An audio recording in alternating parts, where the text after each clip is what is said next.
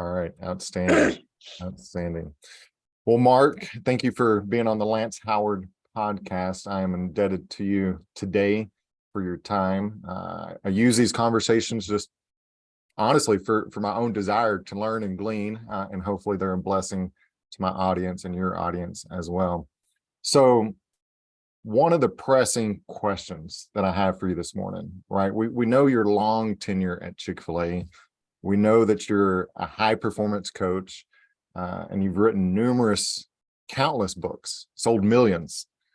And then your latest book is about culture. But I want to talk about the culture of your life, and more specifically, the culture of you and your marriage relationship with Donna, because if I believe you're coming up on 41 years next month. Yes. So yeah, yes, I would you love did your to start homework. there. I would love to start there. Okay. So Donna and I met in high school. I tell the story. I had transferred in to a new school my junior year in high school, and they had made an egregious error and placed me in trigonometry. But I didn't have the wherewithal to raise my hand. I just knew I was in trouble on day one, but just kind of went along with the flow, right? I'm there and trying to pay attention and do what I can. And got the first test paper back and looked at it, and I thought, okay, well, at least now I've got something to talk to this cute girl about, because I had not spoken to Donna up until that moment. And so I said to her, hey, how'd you do on the test? And she said, pretty good. And I said, what'd you make? And she said, 96. She said, what'd you make? And I said, a 16. And she said, how do you make a 16? And I said, I think they gave me points for getting my name right. And so that was our first recorded conversation. I tell people that she took pity on me. That would have been, gosh, how long ago was that? That was 46, 47, 48 years ago. Wow. And so that was our first conversation, and we're still together all these years later. And by the way, she manages the finances and the checkbook. So just know that some things have not changed in all these years. That's great. That's great. You lost me at trigonometry. That's indeed. Yes. And apparently they lost you as well. So Absolutely. They yeah, did lose me, but I stuck it out and got through it. that's good. That's good. So what has sustained your marriage through all the storms, all the ups, all the downs, the mountains and valleys? What is the thing or two that you would point back to that builds a successful marriage? Wow. Okay. I mean, you probably should know that answer better than I, but I'll give it a shot. I think the bedrock has been our faith. Is that we have a common faith, which has enabled us to endure those hard times. I'll say another factor for us is that we have two sons, Justin and David, and David is disabled. And the statistics for marriages where there's a disabled child are staggeringly disappointing. And I haven't seen any recently, but the last I heard, the divorce rate is well over 80%. And I would argue that in our case, it strengthened our marriage because we needed each other to get through, and still getting through, having a severely handicapped son. It's been a great blessing in many, many ways, but it created a lot of trial and a lot of hardship and a lot of angst and anguish and uncertainty. Some of that continues to this day. And so I think David's situation actually drew us closer together, because I cannot imagine. I mean, I'm not judging people who've chosen a different path. I could not imagine raising David alone. It took all we could do to do it together. Yeah. And so I think in our special case, that was another factor beyond our faith. we were further united in the common cause of taking care of David and raising him. Yeah, yeah. I think the heart of what I'm pursuing as we continue to talk, right? You've written numerous books for leaders, right? The latest one about culture. But I think too often of times we're missing the heartbeat of everything that you've just described. Like, right? Like we can build a phenomenal organization, but at the root of it, if I may, like your success is in large part of like how you have built your life and the struggles that has sustained you through these years. Sure. Because we live in a culture of the leadership of the quick fix, right? And abandon all theory and practices if it's not working. Right. I want to come back to David. One last question for you and Donna. What was the last date that you took Donna on, and what does that say about your leadership?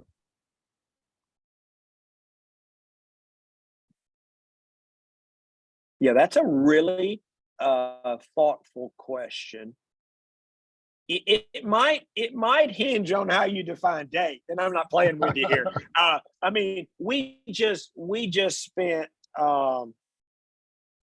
6 days with the grandkids on a Disney cruise. Now, she might not qualify that as a date, but it was probably the most fun she's had in a long time. And so I want a little bit of credit for like making all that happen.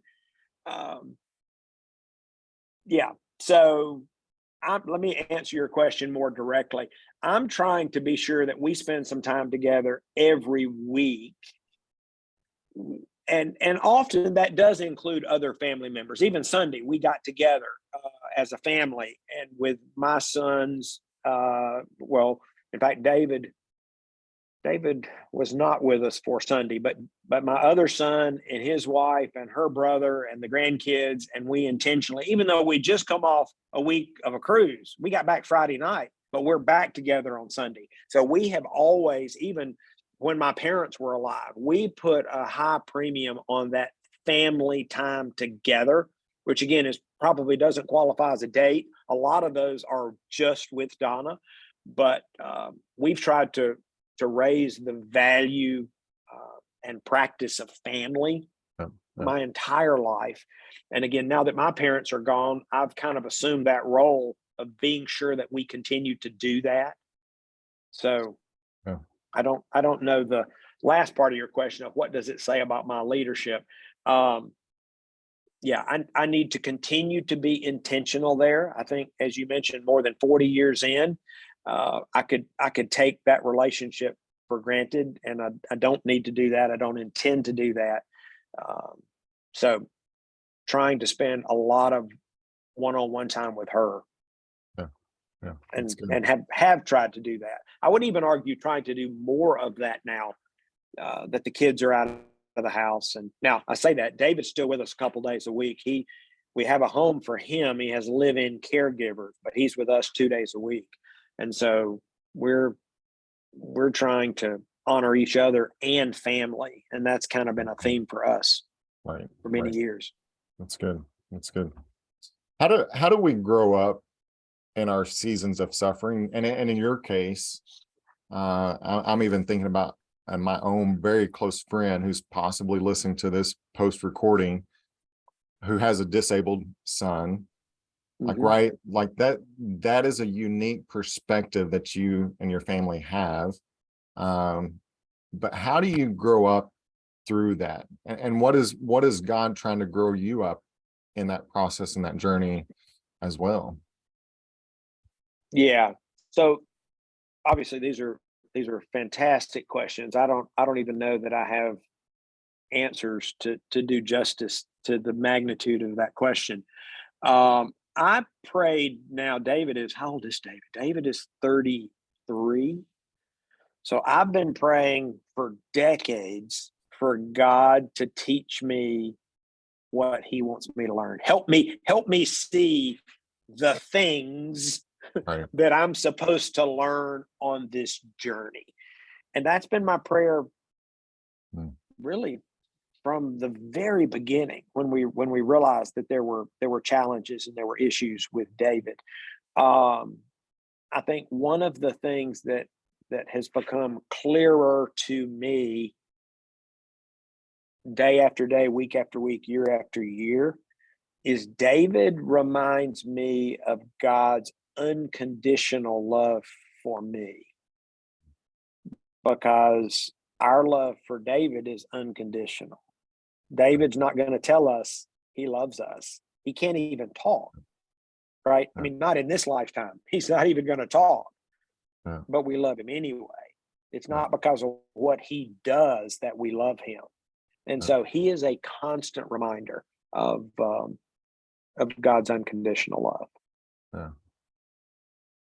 How do you wish people would see you and understand and love your serve your family in light of David, in light of y'all's raising your son? Yeah. Well, we are very fortunate that we've been surrounded by a community of people that love David.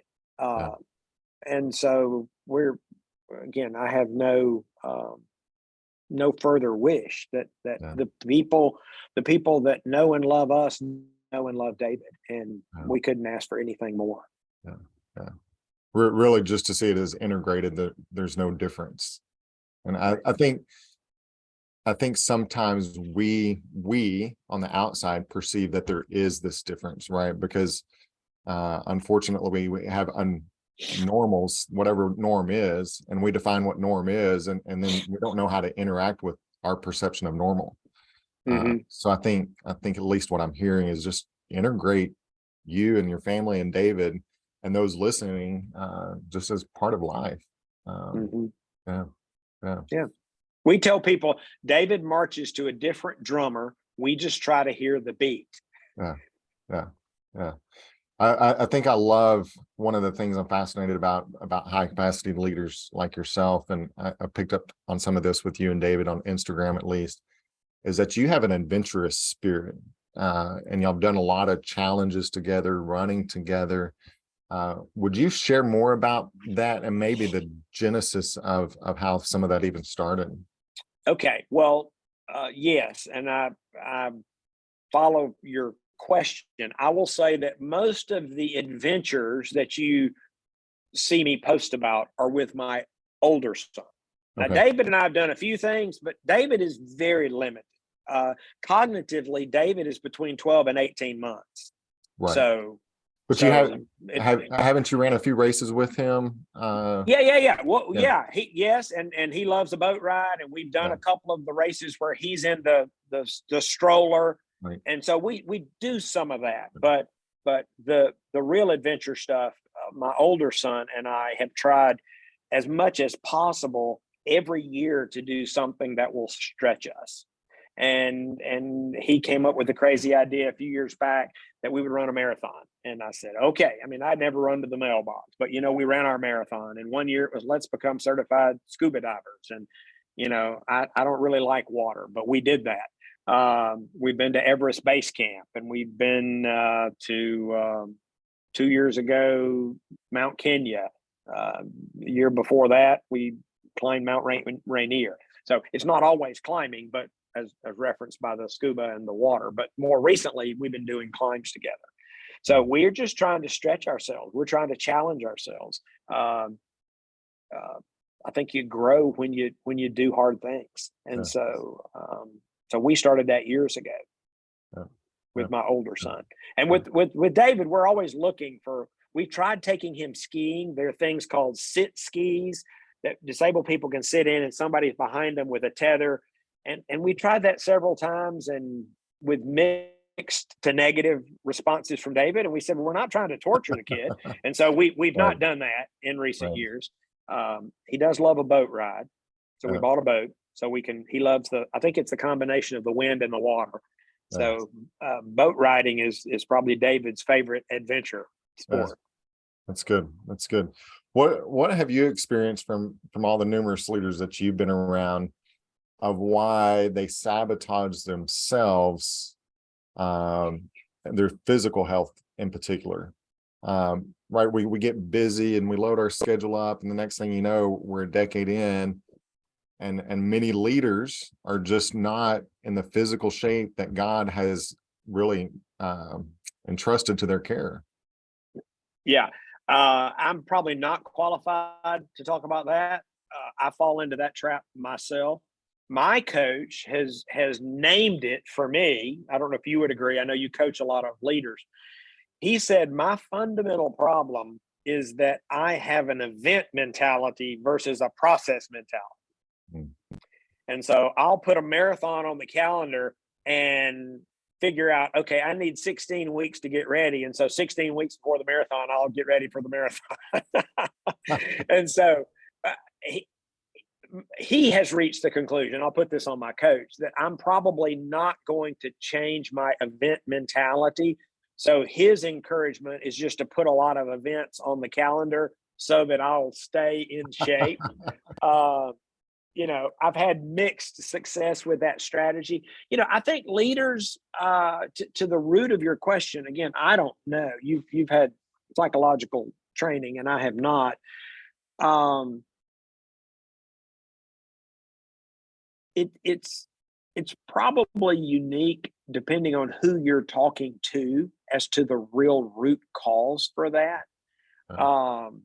Sometimes I think it's short-sightedness. Sometimes I think it's hubris or, a sense of invincibility, which of course is always misplaced.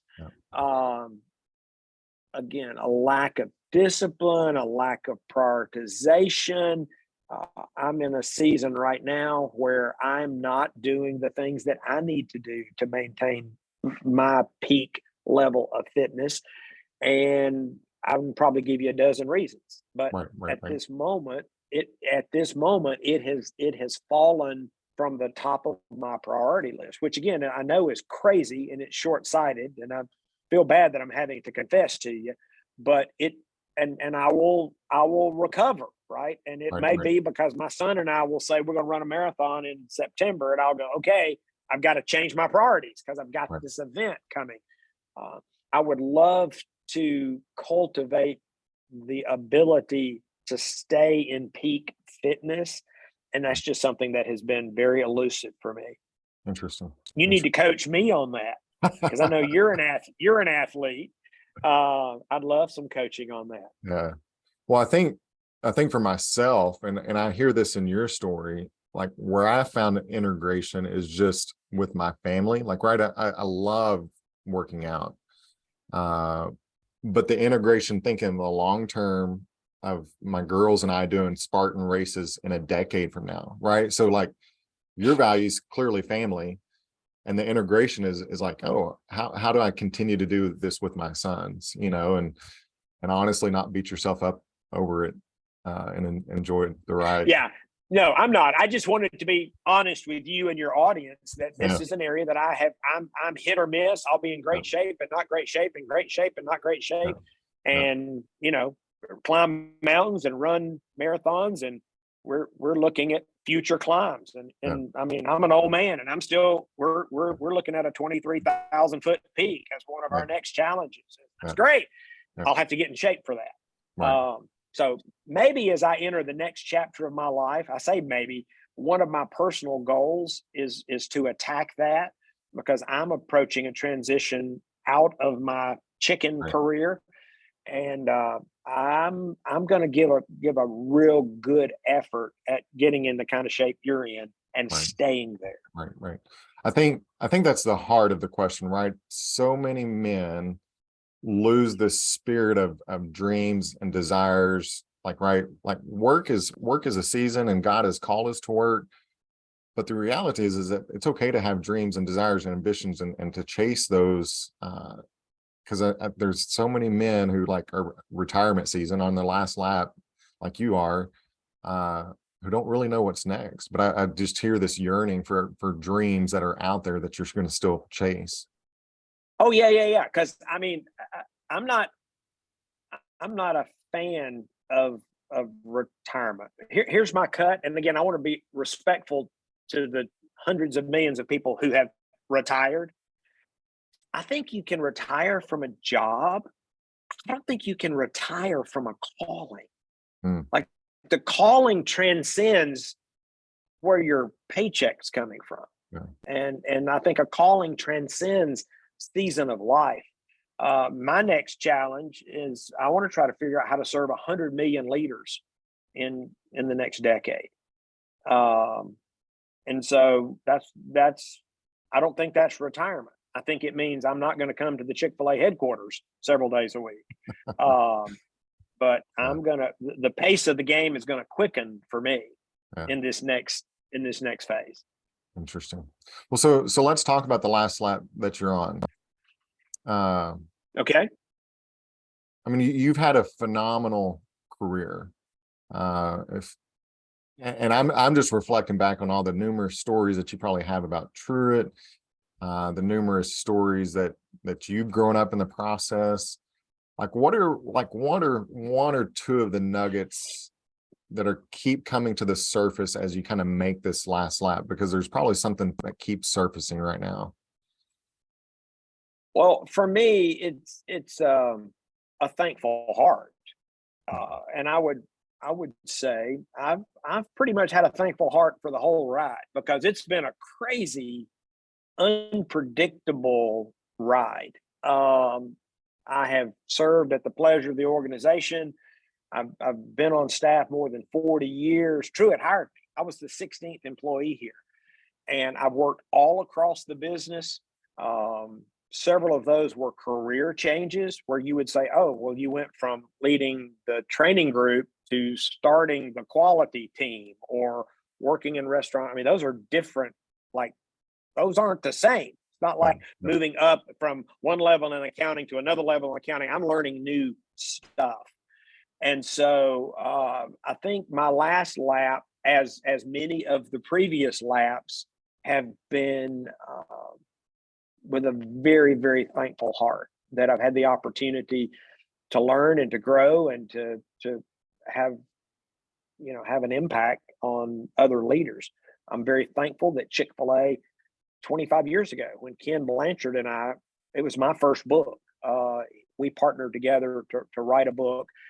And Ken was the one with the idea. Some of your audience may not know Ken, but a thought leader in the leadership space. He's the only guy I think to this day who ever had 3 books on the New York Times bestseller list at one time. Wow. Yeah. And so he approached me about writing a book about 25 years ago. And I went to Chick-fil-A and I said, Ken Blanchard's got this crazy idea. And I'd never written a book, never even thought about writing a book. And our executive committee debated it for a while. And they said, why don't you do that?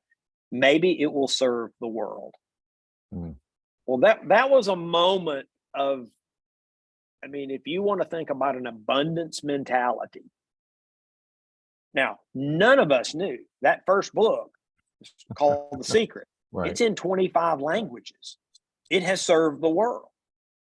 And so this last lap to me it's just a heightened level of thankfulness that I've had an opportunity to do the things that I've done over the years. Yeah. That's just boggling, right? Like when you think about the magnitude of that impact. Yeah. What would you desire Truett to say to you in these last days at Chick-fil-A? Like if you could hear his voice right now, what would you want to hear?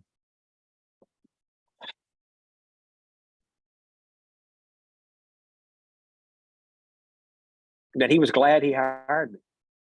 Mm.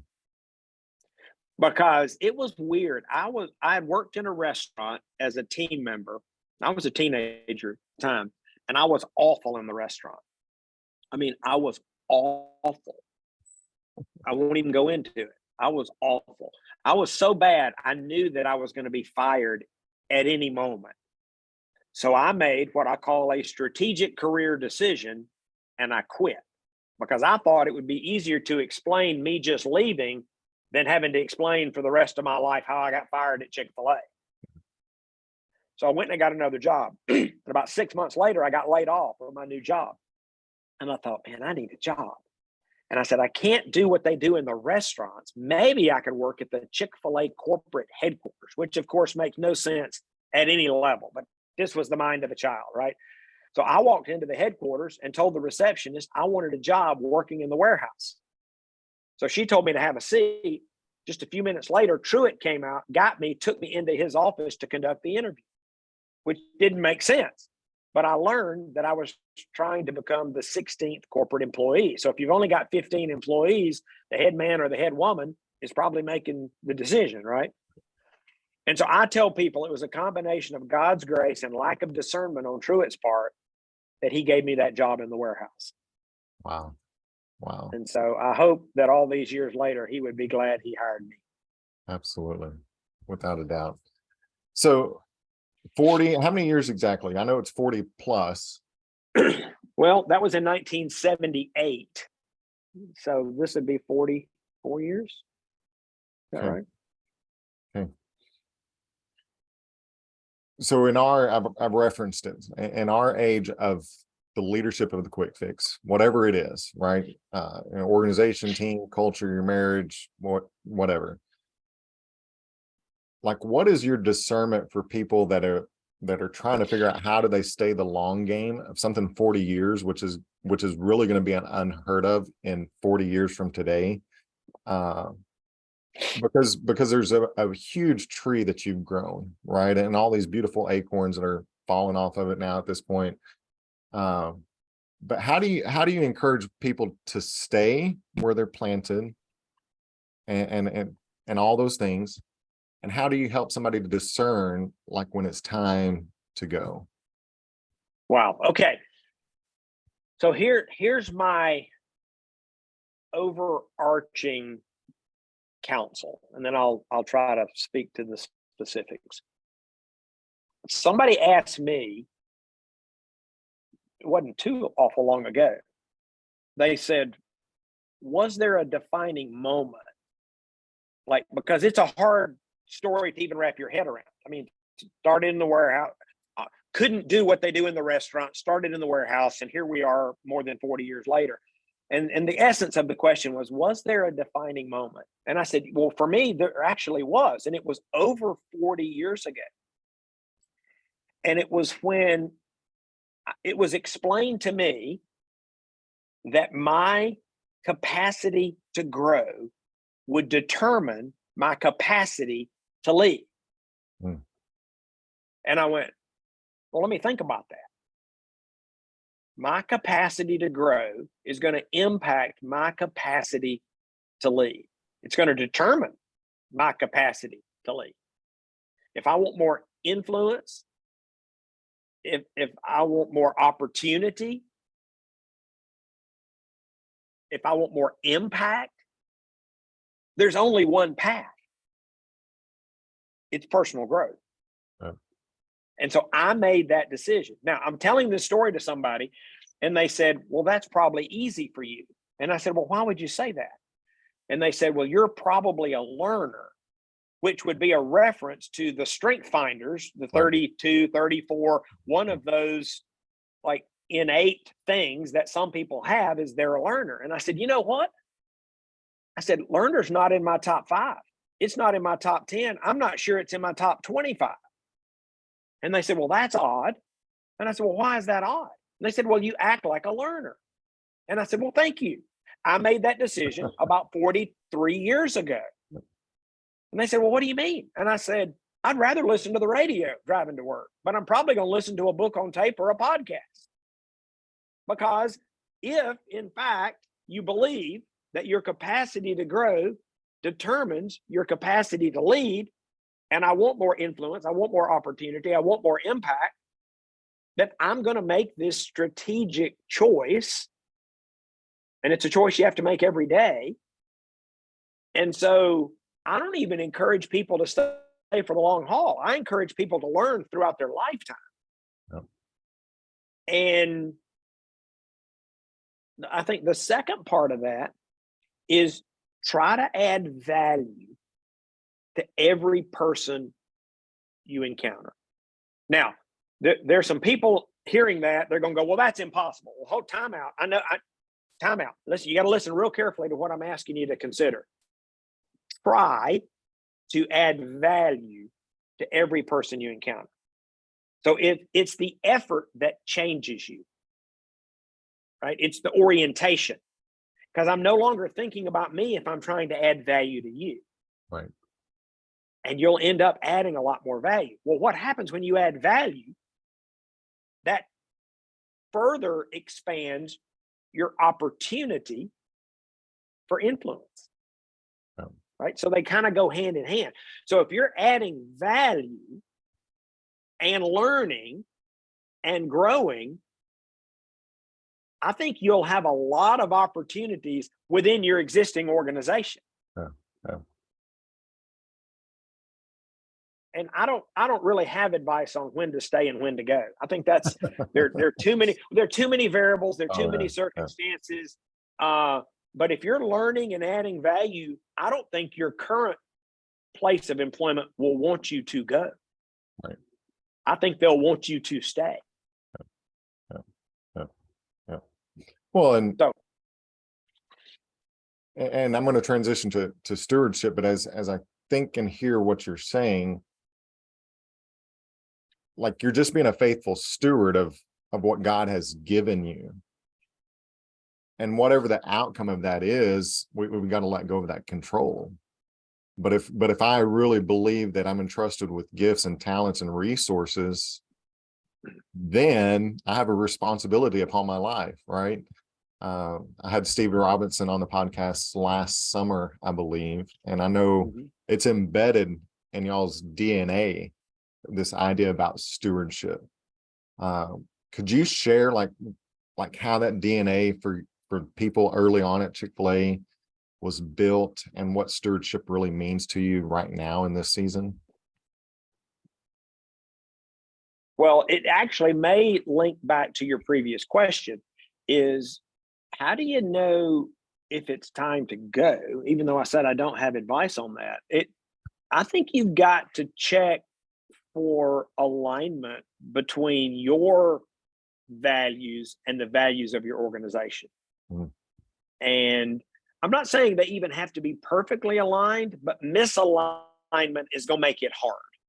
Yeah. Misalignment would make it very, very hard, which is why I think I and many, many others have enjoyed a long career at Chick-fil-A, because there are a lot of people around here who are attracted by the aspiration to be good stewards.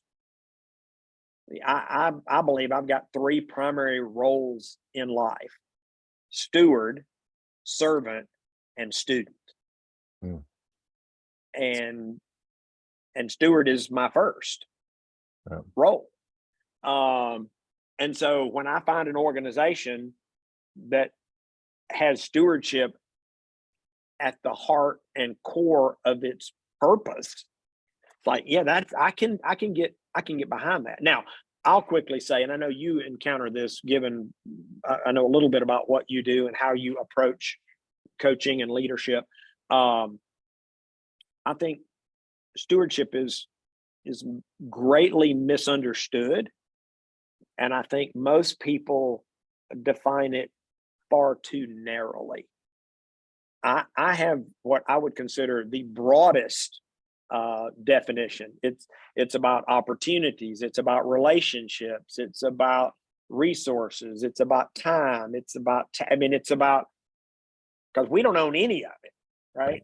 We are stewards of all of it. And so I think there are a lot of people around here who believe that, which I think helps strengthen our culture, because we're aligned around that shared aspiration to be good stewards. Yeah, yeah. So much of our anxiety could be resolved, I think, once we let go of this idea that we don't own anything. That's right. Yeah, That's right. Yeah. Stewards of it all. Yeah. Just a couple more thoughts as we kind of bring our conversation to a close in the next several minutes. How do you know when you're out of alignment with your walk with God? And like, what do you do to get back in alignment? Okay. Some of your audience will know the name John Ortberg. Mm-hmm. John, former teaching pastor at Willow Creek, former senior pastor at Menlo Park out on the West Coast. He has been a friend and mentor for me for many, many years. And he challenged me, not me personally, I mean, he's challenged a lot of people with this idea that what you really want is a well-ordered heart. And the test that he has challenged me with is, am I growing in love for God and love for people? And if I'm not growing in love for God and love for people, something's out of whack. Call it what you will. Call it misalignment, call it out of sync, call it priorities or askew. But that is the test that I think we can find rooted in Scripture. Are you growing in love for God and love for people? And I just try to ask myself that question a lot. And when the answer is no, I say, okay, why not? And what do I need to do about it? So to me, it's a process of constant assessment and adjustments. And when I'm living at my highest level, it's an ongoing process. Yeah. Right. No. So Yeah. that's kind of my short answer, and with Yeah. all credit to John for helping me frame it that way. Yeah. Keep it simple. I like simple. We sell chicken, right? Let's keep it simple. Right. That's good. So Mark, I know I've got your latest book here, The Culture Roles Leader's Guide to Creating the Ultimate Competitive Advantage. And I know your heart is already moving to the next thing. I'll let you kind of go where you want to go with this question. What is important right now to you as you consider leadership, vocation, and the kind of the next thing you're working on?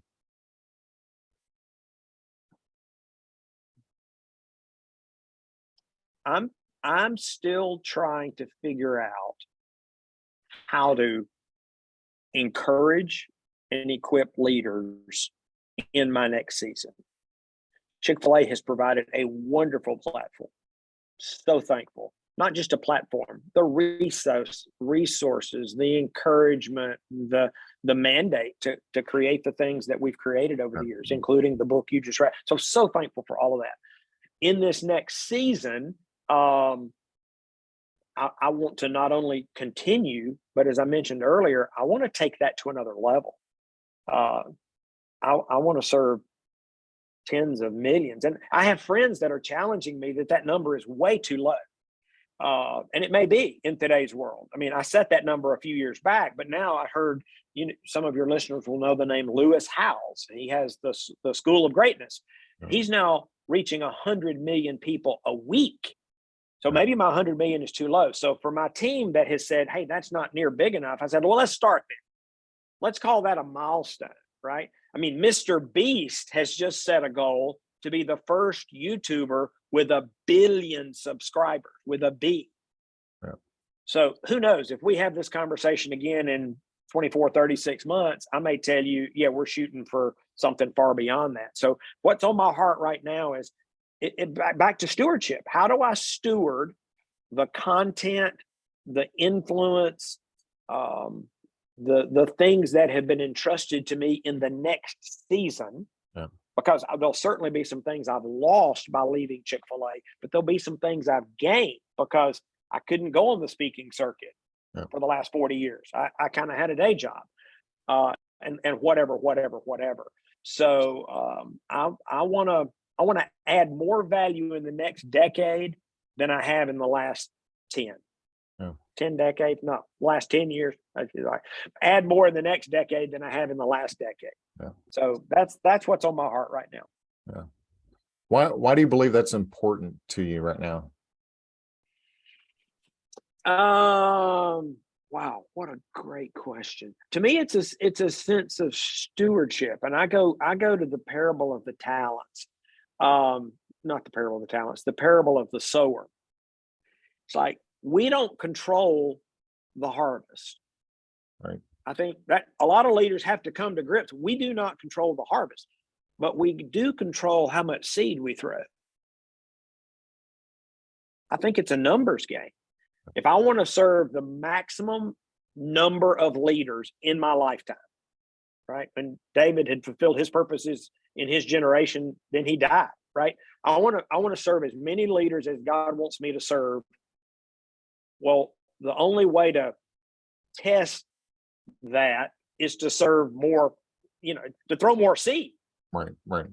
And I don't control the harvest, Yeah. but I want to throw more seed. And so Yeah. to me, it's actually driven by a sense of stewardship. Yeah. I've got the seed. How do I throw it? Yeah. How do you tether such a large impact to being close to a few, right? Because we can reach the masses in Mhm. today's culture Mhm. at the expense of our heart. Mhm. And I see that right locally, globally. So how do you tether this mass reach to actually being tethered to what is most important? Because for me, the one reason for the question is like, I'm trying to discern like, what is my walk with social media? Because I'm trying to get away from it, but yet, you can leverage it for so much good. And I know Yeah, you it's probably have a team around you too, but how do you write, like, it's the both and I know that can coexist, but how do you tether yourself to what's most important? okay. Well, I heard 3 or 4 things there. So I think what you're describing is what Jim Collins calls the genius of the and. When leaders and organizations find a way to embrace 2 or more things that at times are at odds, they release tremendous power. There's energy in that friction, there's energy in that tension. When Toyota said, we're going to create the highest quality cars in the world at a low price, it's like, well, no, those don't work together. Well, they made a pretty good business out of saying we're going to do high quality at low cost, right? We talk about valuing results and relationships as a leader. Well, no, is it one or the other? Well, no, the best leaders, they do both. They manage that tension. They don't resolve the tension, they manage it. So my posture on your question is I want to manage the tension, because to forego either one is the wrong answer. To forego reach for community or to forego community for reach, there, I think the internet and social media is the most powerful leadership tool in the history of the world. Yeah. I did a post recently on leadership character, 1:40, and it's about the heart of a leader. It's about the heart of a servant leader. As of yesterday, it's been seen by 498,000 people. Yeah. Culture Rules may not sell 498,000 copies, and I can guarantee you 498,000 people aren't going to read it if they did buy it. So I can't walk away from that, but I understand the priority and preeminence of community in somebody's life. So I think you have to, that would be a great example to me of the genius of the and. So how do I navigate that? Imperfectly, but I think you put mechanisms in place. So I started a group 25 years ago, and we meet twice a month for 3 hours. And there are 10 guys in that group. We're 25 years in. 6, I guess, of the 10 were original guys from the group 25 years ago. So that's a mechanism, and it's on my calendar every 2 weeks for the rest of the year. And at some point mid-year, we'll probably publish the dates for next year. And as much as possible, we all schedule our life around those meetings. And I leave either on a 11 o'clock flight on Monday nights or on a 6 a.m. flight Tuesday morning, whenever possible, so I can be at those meetings. So that'd just be a mechanism. I think you've got to understand the tension, right? And you again, I think you sub-optimize your impact if you forego either one. Same with results in relationships. The best way to depress results is to focus exclusively on results. The second best way to depress results is to focus exclusively on relationships. You need both. You need both. It's the genius of the and. Yeah, I love that. That's so helpful. So possibly two questions, and we'll close together. What is God's heart right now towards the things that he's entrusted to you?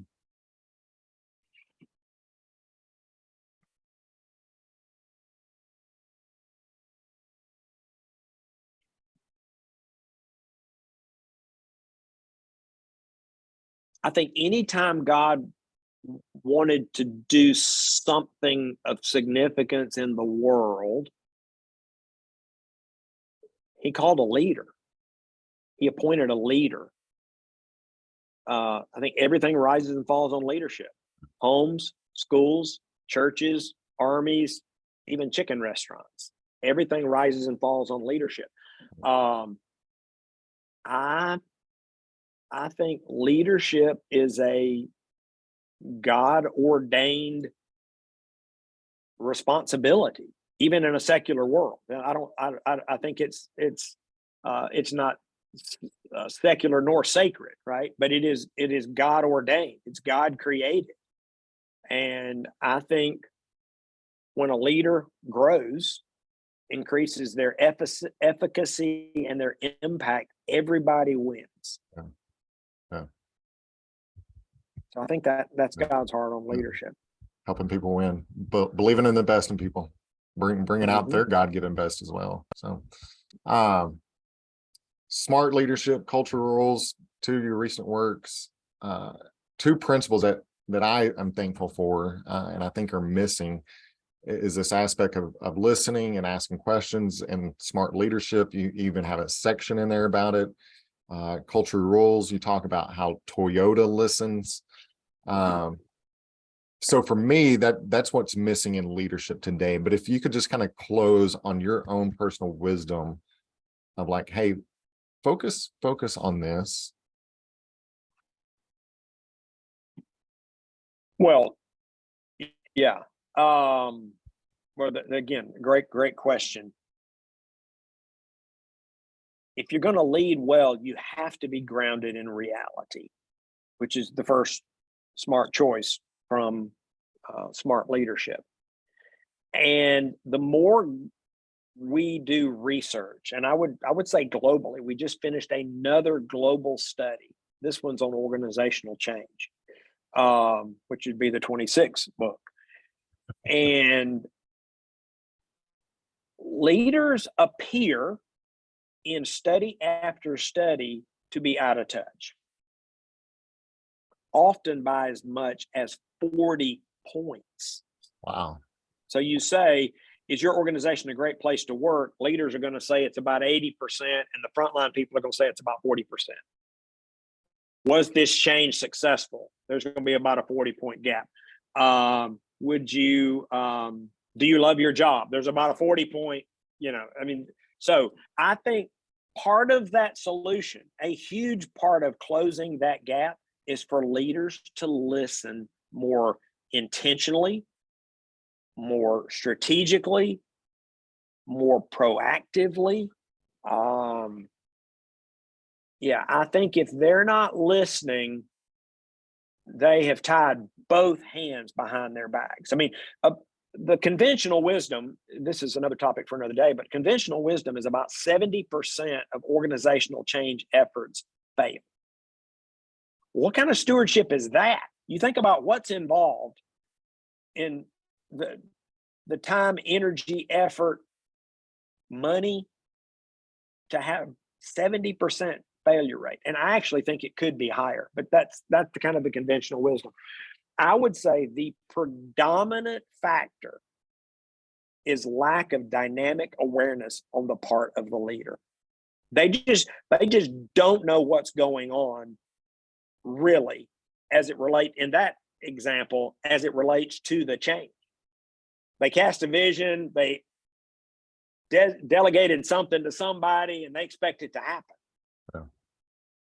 It just doesn't work that way, right? So I think there is a mounting body of evidence that, to your point, what's missing is leaders are not listening enough. As Howard Behar said, they're not having enough of those one-on-one conversations. Yeah. Now, the root cause behind that, we're trying to get at that ourselves. This Yeah. last study, or the next one of our recent studies, the number one barrier to leadership effectiveness is ego. We got data on that. Well, that might be the reason they're not listening, because they don't think they need to listen. So it's going to be a hard nut to crack, but we're going to try to chip away at it. That's The best good. leaders are listeners. Super, super helpful. I have about 5 more questions because of that, but I am indebted to you for your time. I'm honored by you today. I know you have a full life, so thank you. I know how to find you, but could you briefly share how others could find you? All right, hold on. You froze there. You said something. How can people find you, Mark? Oh, okay. Yeah. Well, the first thing I'll say is my cell number is 678-612-8441. So if you've got questions, call me or text me, and I'll be happy to try and respond to those. Also, we have a site called Lead Every Day, which right now is focused primarily on the book, but there's more coming there, and we've got all the old resources and field guides and all that stuff there for people. We've now created field guides for 10 of the 12 books, so we've got lots of resources there. So I hope that would serve some in your audience. Absolutely. Well, All right. peace and courage to you, Mark. Thank you. All Blessings. right. Thanks for the opportunity. All right. We'll see you next time. Bye-bye. Bye.